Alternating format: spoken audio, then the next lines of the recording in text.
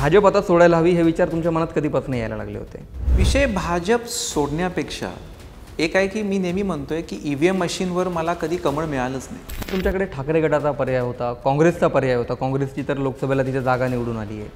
ठाकरे गटातही तिथे बऱ्यापैकी वर्चस्व आहे. मग तुम्ही हे सगळं असताना पवार गटाकडे जाण्याचा निर्णय का घेतला? पवारांची तुमच्याबाबत रिॲक्शन काय होती जेव्हा तुम्ही येत आहेत ते कळल्यानंतर? 1.5 तास तरी माझा क्लास घेतला. कसं मतदारसंघ जिंकणार सांगा. तो डिटेलमध्ये मी आपल्याला सांगू, मला खरंच पवारसाहेबांचं कौतुक करायचं आहे. त्यांना माझ्या मतदारसंघामध्ये माझ्यापेक्षा जास्त माहिती होती. सतेज पाटील आणि हसन मुश्रीफ यांना कोल्हापुरात जयवीरूची जोडी म्हटलं जातं. त्यांचे घनिष्ठ संबंध आहेत. आम्हाला दोघांना एकामेकाची मदत होणार आहे. जशी मला त्यांची होणार आहे, माझीही त्यांना दक्षिणमध्ये होणार आहे. ते जेव्हा ईडीत अडकले तर त्यांना अडकवण्यात तुमचा हात होता असा आरोप केला जातो. मी काय म्हणतो, तुम्ही काही केलंच नाही ना, मग तुम्ही पळून का गेला? नमस्कार, महाराष्ट्र टाइम्सच्या विधानसभा विशेष या मुलाखतीमध्ये तुमचं स्वागत आहे. मी विशाल बडे. लोकसभा निकालानंतर महायुतीला कोल्हापुरात पहिला धक्का बसला, तो समरजित राजे यांच्या रूपाने. देवेंद्र फडणवीसांचे अत्यंत विश्वासू सहकारी समरजित राजे हे पक्ष सोडतील असा विचार कुणीही केला नव्हता. कदाचित भाजपवालेही गृहीत धरून होते की ते देवेंद्रजींचे खास आहेत, ते कधीच आम्हाला सोडू शकत नाहीत. पण अखेर त्यांनी निर्णय घेतला, कारण महाराष्ट्रातील काही मतदारसंघांमध्ये अजितदादांना सोबत घेतल्यामुळे जी अस्वस्थता आहे तीच कोल्हापुरातल्या कागल मतदारसंघामध्ये होती. यातून त्यांनी निर्णय घेतला, ते पवार गटात गेले. पण त्यानंतर आता कोल्हापूरची गणितं बदलली आहेत. कोल्हापूरचीच बदलली नाही आहेत, तर पश्चिम महाराष्ट्रात पवार समरजित राजेंना स्टार प्रचारक म्हणून पुढे करतायत असंही सुद्धा गेल्या काही दिवसांमध्ये दिसतंय. कारण समरजित राजे ठिकठिकाणी मोठमोठ्या सभा घेताना दिसत आहेत. समरजित राजे सध्या माझ्यासोबत आहेत. तुमचं महाराष्ट्र टाइम्स ऑनलाईनमध्ये खूप खूप स्वागत आहे. नमस्कार. तुम्ही प्रवेश केल्यापासून पश्चिम महाराष्ट्रात फिरताय, वेगवेगळ्या ठिकाणी सभा घेताय. कोल्हापूरकडे तर आपण येणारच आहोत, पण फिरताना पश्चिम महाराष्ट्रातलं वातावरण काय दिसतंय? लोकसभेपेक्षा बदलणार आहे? थोडीशी एक दुरुस्ती करतो. आता सध्या माझा फोकस जास्त करून कागल गडिंग्लज उत्तर विधानसभेवर आहे. पण इनव्हेरिएबली पश्चिम महाराष्ट्रामध्ये मी काही गाठीभेटी माझ्या विधानसभेच्या हिशोबाने घेतो आहे. ओव्हरऑल आमच्या कागल गडिंग्लज उत्तर विधानसभेच्या मतदारसंघामध्ये लोकांचा रिस्पॉन्स फार चांगला आहे. लोकांचं आता परिवर्तनामध्ये विश्वास बसलेला आहे आणि ते परिवर्तन व्हावं म्हणून लोकांचा आग्रह होता की आपण चिन्ह घेऊन आदरणीय शरदचंद्र पवार साहेबांच्या नेतृत्वाखाली काम केलं पाहिजे. आणि तो आता विश्वास आणि रिस्पॉन्स लोकांचा या परिवर्तनावर, कारण ही इलेक्शन कुठल्या व्यक्तीची नसून येत्या कागलच्या विजन आणि कागलच्या सर्वसामान्य माणसांच्या परिवर्तनासाठी आहे. आणि त्याचा आता रिस्पॉन्स फार चांगला लोकांचा आहे. लोकसभेनंतर जसं महाराष्ट्राचं राजकारण बहुतांश प्रमाणात बदललं, तसंच कोल्हापूरचं बदललं आणि ते तुमच्या पक्षप्रवेशाने त्याची सुरुवात झाली. पण आता त्याच्यात एक प्रश्न असा सर्वांनाच आहे, तुमच्या कार्यकर्त्यांना तर होताच, त्यांचं उत्तर तुम्ही दिलं. पण भाजप आता सोडायला हवी, ते सोडणं अर्थ तुमच्यासाठी एवढं सोपं नव्हतं. पण भाजप आता सोडायला हवी हे विचार तुमच्या मनात कधीपासून यायला लागले होते? विषय भाजप सोडण्यापेक्षा एक आहे की मी नेहमी म्हणतोय की ईव्हीएम मशीनवर मला कधी कमळ मिळालंच नाही. ना 19ला ना आता 24ला मिळणार होतं. त्याच्यामध्ये जेव्हा अजितदादा इथं आले, विषय मी एक या माध्यमातून आपल्या लोकांना क्लिअर करतो. माझ्या डोक्यामध्ये हसन मुश्रीफ साहेबना पाडणं का हसन मुश्रीफना संपवणं हा इश्यूच नाही आहे. माझ्या डोक्यामध्ये इश्यू असा आहे की कागल गडिंग्लज उत्तर विधानसभेच्या परिवर्तन आणि एक चांगल्या कामासाठी आपण पुढे गेलं पाहिजे. आणि जेव्हा ते अजितदादा इथं आले तेव्हापासून मी देवेंद्रजींना सांगत आलो होतो की कधी ना कधी हा निर्णय मला घ्यावा लागणार आहे. हा विषय सुटणार नाही आहे आणि त्याच्यावर आपण कधी ना कधी विचार केला पाहिजे. आणि त्यामुळं खासदारकीनंतर जुलै एंडमध्ये मी आदरणीय जयंत पाटील साहेबांच्या निमित्ताने चर्चा सुरू केली आणि त्यावेळी ती चर्चा माझी होती. मी देवेंद्रजींना सांगत गेलो मला हा निर्णय घ्यावा लागेल आणि माझ्या मतदारसंघासाठी प्रत्येक वेळी अपक्ष उभारणं हे योग्य नाही आहे. त्याच्यामुळं महायुतीमध्ये मला आता स्कोप नाही आहे. मला आता आदरणीय शरदचंद्र पवार साहेबांच्या नेतृत्वाखाली काम करावं लागेल. मग यानंतर त्यांची काय प्रतिक्रिया होती? त्यांनी तुम्हाला अर्थातच थांबवण्याचा प्रयत्न केला असेल? मला वाटतं त्या विषयावर मी आता बऱ्याच वेळा बोललो आहे आणि मला असं वाटतं की तो आता पॉलिटिकल चॅप्टर त्यांचा माझा आता संपलेला आहे. आता आदरणीय शरदचंद्र पवार साहेबांच्या नेतृत्वाखाली त्यांनी मला आता काय सांगितलं आणि काय थांबवायला मी त्यांना काय सांगितलं, आय थिंक की now that chapter is over. महायुतीचे उमेदवार आदरणीय मुश्रीफ साहेब आहेत. आणि महाविकास आघाडीचे आदरणीय शरदचंद्र पवार साहेबांच्या पक्षातर्फे उमेदवार मी आहे. So now this is it and we move forward with it now. ठीक आहे, पण तुम्ही पवार गटात जाण्याचा निर्णय घेतला, ही काय ओव्हरनाईट झालेली प्रक्रिया नाही आहे, बराच विचार तुम्ही केला असेल. पण तुमच्याकडे ठाकरे गटाचा पर्याय होता, काँग्रेसचा पर्याय होता. काँग्रेसची तर लोकसभेला तिथे जागा निवडून आली आहे, ठाकरे गटातही तिथे बऱ्यापैकी वर्चस्व आहे. मग तुम्ही हे सगळं असताना पवार गटाकडे जाण्याचा निर्णय का घेतला? महाविकास आघाडीमध्ये जो फॉर्म्युला ठरला होता त्याप्रमाणे ही जागा वॉज रिझर्व्ड फॉर आदरणीय शरदचंद्र पवार साहेब. त्यांच्याकडूनच ते कम्युनिकेशन आमच्याकडे सुरू झालं आणि त्याच्यामुळं महाविकास आघाडीमध्ये पवारसाहेबांसाठी ती जागा सुटली होती. आणि पहिल्यापासून पवारसाहेबांनी स्वर्गीय राजेसाहेबांचा एक कम्फर्ट झोन होता, ओळख होती. त्याच्यामुळं त्याच्यामध्ये फार काही वेळ मला लागला नाही विचार करायला. तो विदिन महाविकास आघाडी ती सीट पवारसाहेबांकडेच होती. तुम्ही पहिल्यांदा जयंत पाटलांमार्फत पवारांकडे तुमचा प्रस्ताव गेला आणि चर्चा झाली. पवारांची तुमच्याबाबत रिॲक्शन काय होती जेव्हा तुम्ही येत आहेत ते कळल्यानंतर? माझी पवारसाहेबांची माझी ऑगस्टमध्ये भेट झाली. 1.5 तास त्यांनी माझा क्लास घेतला. म्हणजे बंगल्यावर दिल्लीमध्ये 1.5 तास माझा क्लास घेतला. कसं मतदारसंघ जिंकणार सांगा. तो डिटेलमध्ये मी आपल्याला सांगू, मला खरंच पवारसाहेबांचं कौतुक करायचं आहे. त्यांना माझ्या मतदारसंघामध्ये माझ्यापेक्षा जास्त माहिती होती. असे काही गोष्टी, हे काय करणार, ते काय करणार, म्हणजे अक्षरशः 100-150 मताचा माणूस पण काय करणार इथपर्यंत पवारसाहेबांनी मला प्रश्न विचारले. तो 1.5 तास he wanted to make sure की आम्ही यांना संधी देतोय but is he ready. So ते क्लास त्यांनी प्रॉपर 1.5 तास आणि मी पण तयारीनेच गेलो होतो. त्याच्यामुळं एक चांगलं इंटरॅक्शन सेशन झालं आणि प्रस्ताव त्यांच्याकडूनच आला आणि त्यांची इच्छा होती की आपण एकत्र काम करावं आणि त्यानंतर पुढच्या घडामोडी झाल्या. तुम्ही ठीक आहे 1.5 तास शाळा वगैरे आता म्हणालात, त्यात पवारांसोबतच्या कम्युनिकेशनमध्ये कोणते मुद्दे तुम्ही जे पवारांसमोर मांडले त्यांना ते पटले असावेत, त्यानंतर त्यांनी तुम्हाला पुढे घेण्यासाठी ग्रीन सिग्नल दिला? स्ट्रॅटेजिक मुद्दे होते. काही जाणून घ्यायला आवडतील. माझ्यासाठी एकच होतं की मी साहेबांना म्हटलं, साहेब मला ही शाहू महाराजांची भूमी आहे, मला आपली सहकार्य लागणार आहे की या जेवढं आपण आधी ज्या लोकांना जे काय पाठबळ दिलं त्याच्यामध्ये रस्ते गटरीच्या पलीकडे एक शाश्वत विकास या मतदारसंघात झाला नाही आहे. मला लोकसेवक म्हणून काम करायचा आपला आशीर्वाद असू दे, कारण मला खरं डेव्हलपमेंट आणि एक शाश्वत विकास पॉईंट ऑफ व्ह्यू, कागलची इमेज आणि ब्रँडिंग बदलायची आहे, त्यासाठी आपली साथ लागेल. एवढीच मागणी मी त्यांच्यासमोर मांडली. आता भाजपातून येताना काय झालं वगैरे मी रिपीट प्रश्न करणार नाही आहे, कारण तुम्ही तुमच्या भाषणात पण ते सांगितलं होतं पक्ष सोडतानाच्या. पण तुमचे भाजपात फडणवीसांशी जसे संबंध आहेत तसेच तुमचे गडकरी असतील किंवा ज्योतिरादित्य शिंदे असतील, या सर्वांशी तुमचे खूप चांगले संबंध आहेत. तुम्ही या प्रत्येकाशी चर्चा केली असेल. त्यात कुणीच तुम्हाला कन्व्हिन्स करू शकलं नाही की तुम्ही पुन्हा एकदा या संघटनेत थांबावं, तुम्ही वाट पाहावी? प्रत्येकांना माझी सिच्युएशन माहीत होती. प्रत्येकांना माहीत होतं की मी किती वर्ष काम केलं आहे आणि प्रत्येकांना माहीत होतं की म्हणजे त्यांनी त्यांच्या पर्याय केला, पण एका लिमिटच्या पुढे कोणी मला फार आग्रह धरू शकत नाही, कारण सगळ्यांना इश्यूज माहीत होते आणि लिमिटेशन्स आहेत. आता ते असं तर म्हणू शकत नाही जावा म्हणून, असं कोणी म्हणू शकणार नाही आणि कोणी म्हटलं पण नाही. सो माझ्या पर्यायाने त्यांना मी भेटून सांगून आलो विषय. पण अशी सगळ्यांची तडतण होते भाजपात, कारण बऱ्याच ठिकाणी हर्षवर्धन पाटलांचं उदाहरण आहे. मला आता विनंती आहे की as far age Bharatiya Janata party is concern, तो आता पॉलिटिकल चॅप्टर माझा क्लोज झालेला आहे. आता माझं मत आहे की तुम्ही MVA आणि येत्या काळामध्ये जे काही राजकीय इश्यूज आहेत त्याच्यावर आपण अधिक बोलू. पण तुम्ही पहिल्यांदा निर्णय घेतला भाजप सोडण्याचा, अजितदादांमुळे जी काही अस्वस्थता त्यांना जागा सुटल्यामुळे वेगवेगळ्या ठिकाणी आहे, त्यात तुम्ही पहिले होता ज्यांनी सुरुवात केली. त्यानंतर अर्थातच तुम्हाला काही फोन आले असतील, काही जे अस्वस्थ लोक आहेत त्यांनी तुमच्याशी संवाद साधला असेल या निर्णयाबाबत?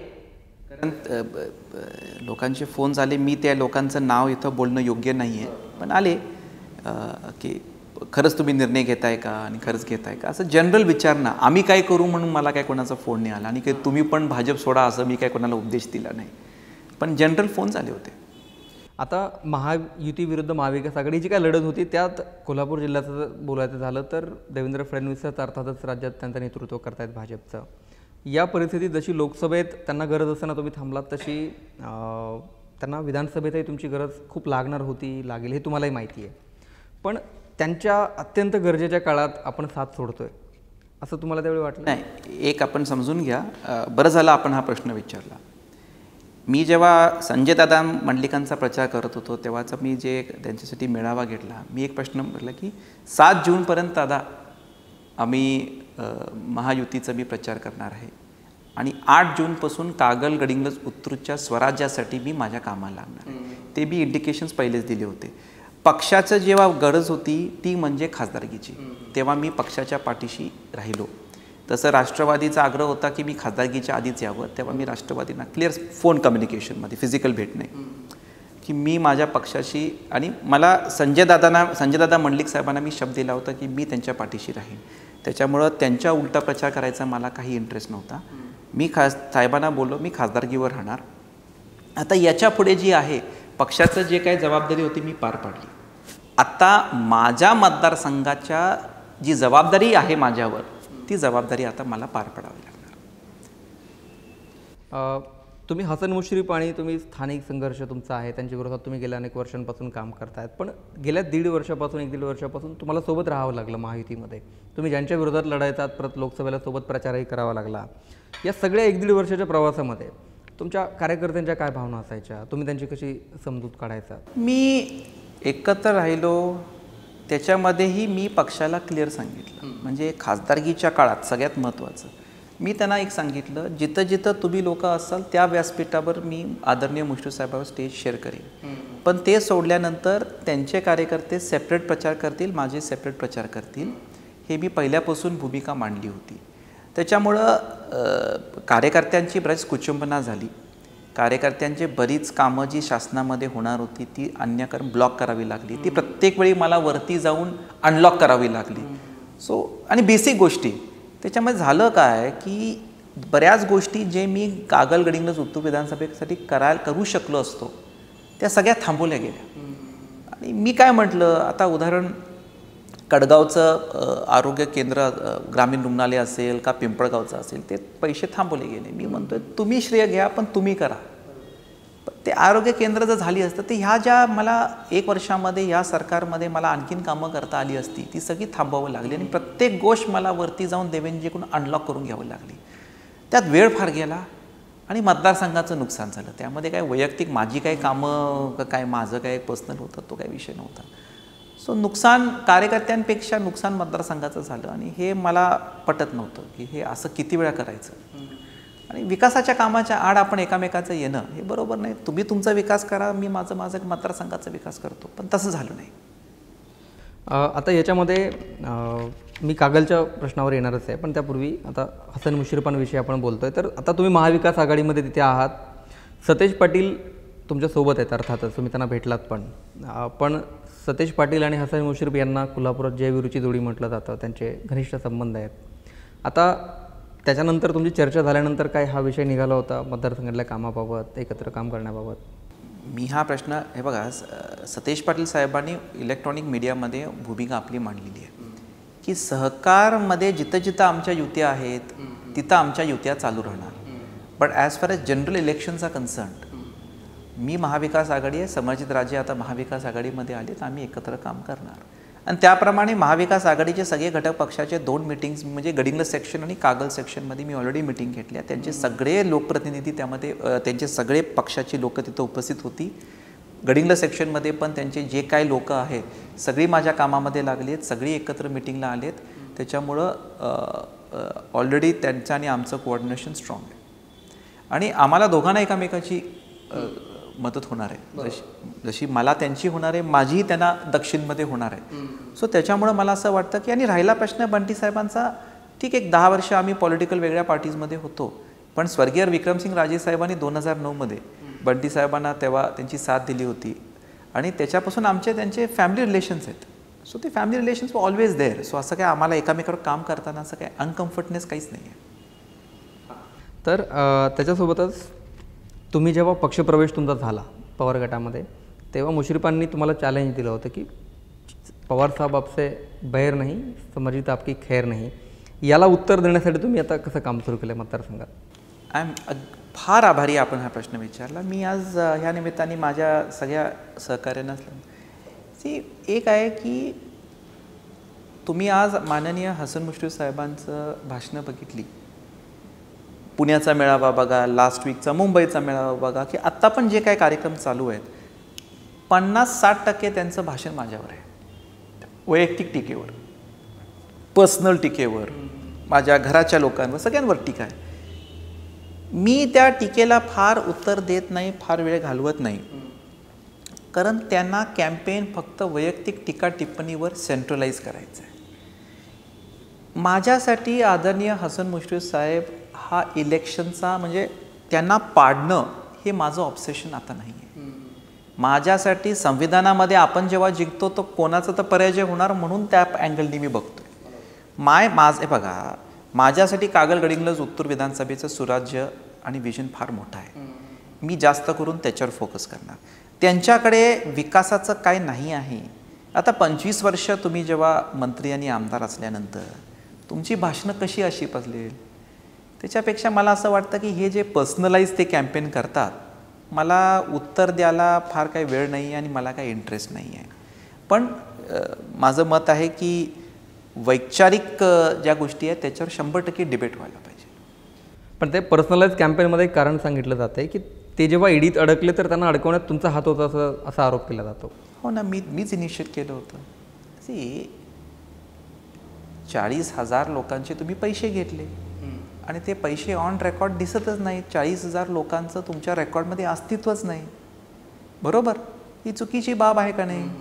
40,000 लोक मतदारसंघामधली म्हटली तर 40 कोटी रुपये आहेत. 10,000 रुपयेचं शेअर आहे. मी त्यांना फक्त एवढंच म्हटलं की तुम्ही जरा ही 40,000 लोक कुठं आहे तुमच्या रेकॉर्डवर एकदा दाखवा. सो ईडीची एन्क्वायरी किंवा मी केस त्यांच्यावर फाईल केली. त्याच्यावर ईडीनी जी केस करायची होती ती ईडीचा विषय आहे. आणि त्याच्यापेक्षा महत्त्वाचं मी काय म्हणतो, तुम्ही काही केलंच नाही ना, मग तुम्ही पळून का गेला. आदरणीय पवार साहेबांवर जे देशमुख साहेबपासून सगळे त्यांच्यावर पण ईडीच्या गोष्टी झाल्या. ते त्यांच्यावर आज आहेत ना, बाहेर पण आलेले आहेत. बरोबर, तर तुम्ही काही केलंच नाही. तुम्ही जे वारंवार बोलता की मला तुम्ही ईडी लावल्यामुळं मला तिथं जावं लागलं, पण तुम्ही काही केलंच नाही तर तुम्ही गेला कशाला. म्हणजे तुम्ही स्वतः सिद्ध करताय की तुम्ही भ्रष्टाचार केलाय का, असं तुम्ही स्वतः सिद्ध करताय. नाही तर कशाला पळून गेला तुम्ही. तिथं आवश्यकताच नव्हती ना. कोर्ट ऑफ लॉमध्ये सिद्ध झालं असतं ना मी खोटं बोलतोय. बरोबर का नाही. सो माझं मत आहे की ते स्वतः आरोपी आहेत, हे स्वतः सिद्ध करतायत, मी काही बोललोच नाही. मी कागलच्या प्रश्नावर येणार आहे, पण त्याआधी तुमच्या पक्षातला मला एक प्रश्न विचारायचा आहे की आता तुम्ही आता सांगितलं की मी भाजपाशी संबंधित प्रश्नावर बोलणार नाही आहे, पण विषय मला संपला. हां, भाजपाशी प्रश्नावर बोलणार नाही, पण आता कोणकोणते मतदारसंघ तुम्हाला असं दिसतं की किंवा होऊ शकतं की तिथून तुतारी फुंकली जाऊ शकते. तो महाविकास आघाडीचा विषय आहे. मी आताच पक्षामध्ये आलो आहे, त्याच्यामुळं मला असं वाटतं की ज्या गोष्टी माझ्या कार्यक्षेत्रातल्या नाही आहेत त्याच्यावर मी काही एक्सप्रेस करणं योग्य नाही आहे. तुम्ही राजर्षी शाहू महाराजांचे जनक घराण्याचे आहात. तुम्ही आता स्वतः शाहू महाराजसुद्धा तिथे खासदार आहेत. त्यानंतर तुमच्या भेटी झाल्यात, काय बोलणं झालं आहे, विधानसभेसाठी कसा सपोर्ट मिळतो आहे. त्यांची आल्यानंतर पहिली भेट मी महाराजांची घेतली, कारण महाविकास आघाडीचे ते खासदार आहेत आणि प्लस छत्रपती आहेत. काय नाही, त्यांनी म्हटलं महाविकास आघाडीमध्ये स्वागत आहे. काही त्यांना भेटलो, मालोजी राजेंना भेटलो, संभाजीराव सगळ्यांना भेटलो आम्ही. ते म्हटले काही सहकार्य लागेल आम्ही आहे, लागेल तेव्हा सांगा, प्रचारला मी स्वतः येणार. म्हणजे आमचे ते कौटुंबिक संबंध आहेत ते तसेच आहेत. कारण कागलमध्ये तुम्ही गेल्यावेळी 30,000 मतांनी पडला होतात. आता तुम्हाला तो आकडा भरून काढायचा आहे, प्लस अधिकची वाढलेली मतं घ्यायची आहेत. तर त्यासाठी कसं नियोजन केलं, कुणाकुणाची साथ तिथे मिळणार आहे. चाललं आहे, वर्क इन प्रोग्रेस आहे. मी एवढंच सांगतो की मुंबईचा परवा जो मेळावा झाला याच्यामध्ये लोकांना या परिवर्तनचा विश्वास आहे. जेव्हा विरोधक तुमच्यावर वैयक्तिक टीकेला जास्त वेळ देतात त्याच्यामध्ये तुम्ही ट्रेंड समजून घ्या. आणि ते ट्रेंड आता आपल्या ह्या परिवर्तनाच्या बाजूनी आहे. कोण कसं मदत करणार मला असं वाटतं की निकाल लागल्यावरच कळेल कोणी कशी मदत केली. कारण तुमचे अपोनंट जे आहेत, तुमचे विरोधी कॅन्डिडेट जे आहेत ते 25 वर्ष मंत्री राहिले आहेत, 6 टर्मचे आमदार आहेत, त्यांच्याकडे ग्रामविकास खातं होतं, नगरविकास खातं होतं. ते त्यांची केलेली कामं सांगतायत. त्यांनी कोल्हापुरात कामं केली असतील, त्यांनी राज्यभरात कामं केली असतील, तर ते सगळं सांगतात. तुम्हाला सगळ्या गोष्टींना उत्तर द्यायचं आहे, तर तुम्ही त्यांच्या कामांना उत्तर कसं देणार आहात. पहिली गोष्ट तर एक समजून घ्या की आज खरंच त्यांनी जर काय कामं केली असतील, मी म्हणत नाही केली, आज त्यांना 3 गट कागलमध्ये एकत्र करावे लागत आहेत. त्यांना संजय बाबाचा पाठिंबा घ्यावा लागला, त्यांना संजय दादांचा पाठिंबा घ्यावा लागला, त्यांना आज अमित शाह साहेबांची गरज लागते. तर एवढं सगळं जर तुम्ही काम केलं आहे तर एवढी सगळी माणसं एकत्र करायची काय आवश्यकता आहे? माझं डिपॉझिट जप्त व्हायला पाहिजे ना. तुम्ही एवढीच कामं केली असेल तर तुम्हाला संजय दादा, संजय बाबा, मग परत तुम्हाला अमित शाह जे आलेच नाहीत त्यांच्या कार्यक्रमाला, आता ते का आले नाहीत अमित शाह साहेब हा संशोधनचा भाग वेगळा, हे सगळं तुम्हाला एकत्र करायची आवश्यकता का लागते? बरोबर. त्याच्यामुळं माझं त्यांना आजही विनंती आहे, तुम्ही टीका करा पण जास्त तुम्ही काय शाश्वत विकास केला, मी शब्द वापरला शाश्वत विकास केला, याच्यावर अधिक आपण बोलला तर बरं होईल. का आले नाहीत अमित शाह, तुमचा काय अंदाज आहे? अमित शाह का आले नाही, तुमचा काय अंदाज आहे? अंदाज सांगा तुमचा एक. माझा अंदाज आहे की एखाद्या वेळेस अमित शाह साहेबांना वाटलं असेल, अंदाज आहे की जो माणूस शरद पवार साहेबांचा राहिला नाही तो आमचा किती राहील. एखाद्या वेळेस त्यांना असं वाटलं असेल म्हणून कार्यक्रमाला येऊन काय ते 1100 बेडच्या कार्यक्रमाला जायला अवघड नव्हतं. पण मी आजही मुश्रीफ साहेबांना आदरणीय मुश्रीफ साहेबांना विनंती करतो की तुम्ही अमित शाह साहेबांना खरंच घेऊन या. कारण ज्या दिवशी अमित शाह साहेब कागलला येतील त्या दिवशी मी इलेक्शन आणि मोठ्या मार्जिनने जिंकेन. तुमचे जे विरोधी कॅन्डिडेट आहेत आता कागलमध्ये असणार आहेत, ते गेल्या 25 वर्षापासून आमदार आहेत, मंत्री आहेत. त्यांच्याकडे जी खाती होती, ग्रामविकास असेल, आता रिसेंटलाच कामगार आता आहे, ते नगरविकास पण त्यांनी पाहिलं आहे, पशुवैद्यकीय आहे, म्हणजे वैद्यकीय आता आहे. तर अशी अनेक मंत्रिपदाची कामं केली आहेत. ते तुमचे अपोनंट कॅन्डिडेट आहेत. हे मंत्रिपदं जर तुम्हाला मिळाली असती तर तुम्ही कोणती कामं केली असती? चांगला प्रश्न विचारला. मी आता आज आपण पहिलं स्वतःला लोकसेवक म्हणून निवडून द्यासाठी विनंती करतोय, तेव्हा लगेच मंत्रिपद मला मिळालं. त्याच्यापेक्षा मी लोकसेवक झाल्यानंतर या मंत्र्यांकडून मी काय कामं करून घेतली असती त्याच्यावर अधिक बोलतो. आपण एक पहिलं खातं बोललं नगरविकास. आता संवैधानिक पद जेव्हा महाराग माझ्याकडे होतं तेव्हा मी आपल्याला सांगतो की गडिंग्लज नगरपालिकेची हद्दवाढ बऱ्याच वर्षापासून पेंडिंग होती. हे नगरविकास राज्यमंत्री असताना पण त्यांना जे जमलं नाही ते त्या काळात मी युती सरकारकडून करून आणलं की बऱ्याच वर्षापासून नगरविकास खात्यामध्ये पेंडिंग असलेलं गडिंग्लज हद्दवाढ ही आपण पूर्ण केली. नगरविकास मंत्र्यांकडून येत्या काळामध्ये भविष्यामध्ये किंवा मला ते काम करून जे घ्यायचं आहे की ते आता जी हद्दवाढ झाली आहे त्या हद्दवाढच्या एरियामध्ये आपल्याला आता मोठ्या प्रमाणामध्ये निधी आणून बेसिक फॅसिलिटीज ज्या लोकांना रस्ते, गटरी, लाईट्स हे फार मोठे इश्यूज झाले ते गडिंग्लजमध्ये करायचं आहे. दुसरा विषय कागल नगरपालिका आणि महसूल खातं ह्या दोघांना एकत्र करून 10 ते 11 कॉलनीज आहेत, जागा आहेत जिथं लोकांचं अजून प्रॉपर्टी कार्ड त्यांच्या नावावर झाले नाहीत. त्या सगळ्या जमिनी मी तुम्हाला आवर्जून सांगतो आमच्या पूर्वजांनी दिलेत.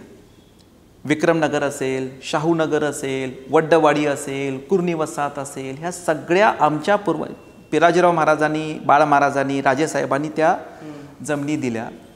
मागच्या 25 वर्षांमध्ये लोकांना अशी अपेक्षा होती की ते प्रॉपर्टी कार्डचं काम तिकडच्या मंत्र्यांनी करून घ्यायला पाहिजे, पण ते अजून झालं नाही. लोकांनी मला निवडून दिल्यानंतर मी नगरविकास मंत्र्यांकडून आणि महसूल खात्याकडून पाठपुरावा करून ऑलरेडी DP-मध्ये या सगळ्या पिवळ्या पट्ट्यात आलेल्या आहेत. ती मी DP-मध्ये 2023मध्ये करून आणलं.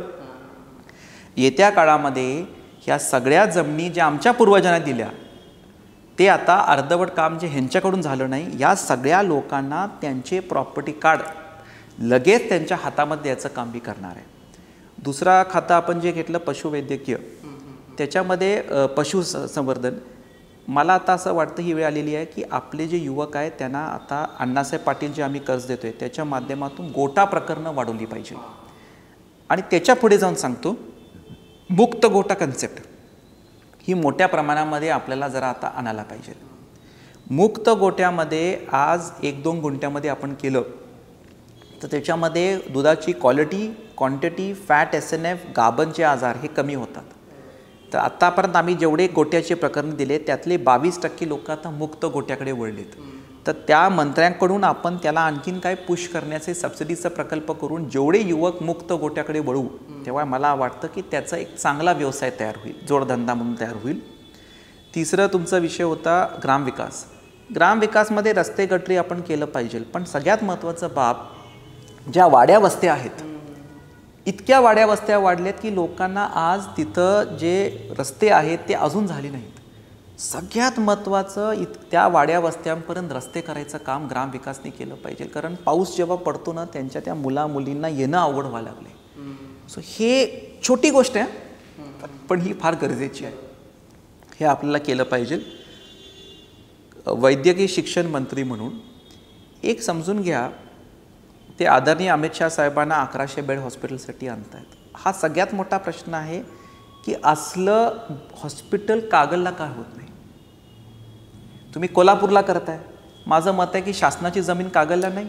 आज कागलमध्ये साहेब तुम्हाला मी सांगतो, आपल्याकडे कार्डिओलॉजिस्ट नाही आहे, आपल्याकडे डायलिसिस सेंटर नाही, आपले जेवढे काय आरोग्य केंद्र आणि CPRs आहेत त्यांना पहिलं निधी ह्यांनी उपलब्ध करून दिली पाहिजे. 25 बेडचं हॉस्पिटल, 50 बेड. आज हे सगळे कागल, गडिंग्लज, उत्तूरचे wanting funds for operation theatres. आपल्याकडे ऑपरेशन थिएटर नाही आहेत, आपल्याकडे महिलांना टॉयलेट्स नाही आहेत.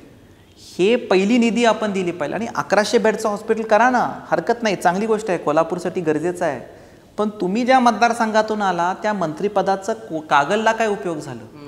तसं माझं मत आहे की जर वैद्यकीय शिक्षण मंत्रीकडून येत्या काळामध्ये जे कोण होतील, आपण तसंच हॉस्पिटल इथं आणू शकलो असतो तर बरं झालं असतं. आणि शेवटचा मुद्दा कामगार. मी आपल्याला विनंती करतो की 5 स्टार MIDC जी आहे याची जरा माहिती घ्या. ही एकमेव MIDC आहे ज्याच्यामध्ये मागच्या 2012 ते 24 म्हणजे 12 वर्षामध्ये एकही मोठं युनिट आलं नाही. युनिट जागा बघून पळून गेलेत आणि हाय ते युनिट गुंडाळायच्या मार्गावर आहे. कारण कामगार मंत्री म्हणून आपण एक समजून घेतलं पाहिजे, कामगार मंत्री म्हणून कामगारांना न्याय मिळाला पाहिजे, पण इंडस्ट्रीज पण चालल्या पाहिजे. ॲज लेबर मिनिस्टर प्रचंड काम करता आलं असतं. गडिंग्लजमध्ये MIDC आहे, ती डेव्हलप करायला आली असती. हे दोन्ही गोष्टी झाल्या नाहीत. येत्या काळामध्ये मी स्वतः चार्टर्ड अकाउंटंट आहे, मी स्वतः इंडस्ट्रीजशी बोलून जेवढे काय 5 स्टार MIDC मध्ये खंडणी प्रकरणं आहेत, खंडणीखोर आहेत आणि एजंट्स आहेत, कामगार मंत्री म्हणून ह्या सगळ्या लोकांचे धंदे बंद पडायला पाहिजे होते. पण त्याच्या उलट तुम्ही या प्रवृत्तीला प्रमोट केलं आणि या खंडणीखोर आणि एजंटगिरीमुळं आज 5 स्टार MIDC सगळे फॅसिलिटीज असून सुद्धा डेव्हलप नाही. गडिंग्लज MIDC डेव्हलप झाली नाही. सो येत्या काळामध्ये जे कोण कामगार मंत्री असतील ना, त्यांना घेऊन नवीन इंडस्ट्रीज आपण कशी आणायचे, ज्याच्यामुळं रोजगार निर्मिती माझ्या मतदारसंघामध्ये कशी होईल, हे कामगार मंत्री म्हणून आपण बघायला पाहिजे, ना की खंडणीखोर आणि एजंटगिरीला वाढवायला पाहिजे. सो हे 5 मंत्रिपदं जी आहेत ना, याचं असा वापर आपण मतदारसंघासाठी केला असता तर मला वाटतं की आज समरजी घाडगेला उभारायची आवश्यकता पण लागली नसते. ठीक आहे, तर आपले खूप खूप धन्यवाद. कागलच्या प्रश्नापासून तर पश्चिम महाराष्ट्रातल्या प्रश्नापर्यंत तुम्ही उत्तरं दिली, तुम्ही इथे आलात त्याबद्दल आपले खूप खूप आभार. तर हे होते समरजित राजे, ज्यांनी पवार गटात प्रवेश केल्यानंतर ते सध्या त्यांनी दौऱ्यांचा धडाका लावला आहे, मतदारसंघात भेटीगाठी घेत आहेत. पूर्ण मतदारसंघात त्यांचं कुटुंब हे ताकदीने उतरलं आहे, कारण गेल्यावेळी जो पराभव झाला होता त्याची कसर तर त्यांना भरून काढायचीच आहे. पण याशिवाय त्यांना हसन मुश्रीफांना टक्कर द्यायची आहे, जे कोल्हापूरचे आणि राज्याचे दिग्गज नेते आहेत. शरद पवारांना सोडल्यानंतर हसन मुश्रीफ हे पहिल्यांदाच निवडणुकीला सामोरं जात आहेत आणि पवारांना यावेळी त्या मतदारसंघात साथ मिळते ती समरजित राजेंची. तर समरजित राजेंची निवडणूक कशी होते काय महाराष्ट्र पाहणारच आहे. तुम्हाला निवडणुकीसाठी खूप खूप शुभेच्छा. इंटरव्ह्यूमध्ये आपण इथेच थांबतोय. महाराष्ट्र टाइम्स ऑनलाईनचं चॅनल तुम्ही सबस्क्राईब केलं नसेल तर जरूर करा आणि ही मुलाखत आवडली असेल तर ती शेअर करायला विसरू नका. नमस्कार.